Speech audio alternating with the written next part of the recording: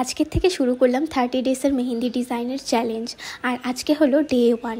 আর এই 30 ডেজে আমি তোমাদের 30 ধরনের মেহেন্দির ভিডিও শেয়ার করব, যেখান থেকে তোমরাও কিছু শিখতে পারবে, আমিও নিজে কিছু শিখতে পারবো। তো প্রথম কিছুদিন আমি তোমাদের সঙ্গে গ্রিডের ডিজাইন শেয়ার করব, যেখানে থাকবে বেসিক থেকে অ্যাডভান্সের কিছু গ্রিডের ডিজাইন। আর আমার এই ডিজাইনগুলো দেখলে আমি শিওর বলতে পারবো তোমরা এখান থেকে কিছু না কিছু শিখতে পারবে। ঠিক সেইভাবে আজকে যেহেতু ডে 1, আর এই ডে 1-এ তোমাদের সঙ্গে গ্রিডের কিছু ডিজাইনই শেয়ার করেছি। আর এই ডিজাইনকে তোমরা কিন্তু 3D গ্রিড টাইপের ডিজাইনও বলতে পারো।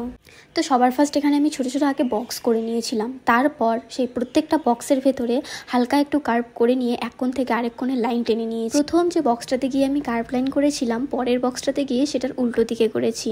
তো একবার সোজা দিক, একবার উল্টো দিক, তো এভাবেই লাইনগুলো আমি কমপ্লিট করেছি। আর সেই কার্ভ লাইনের ভেতরের দিকেই আবারও আমি ছোটো ছোটো অনেকগুলো লাইন করে দিয়েছি।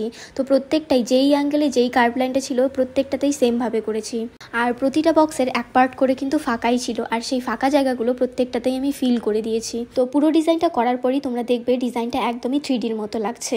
আর আজকের এই ডে 1-এর গ্রিড ডিজাইনটা তোমরা করতে পেরেছো কিনা তো অবশ্যই আমাকে কমেন্টের মাধ্যমে জানাবে।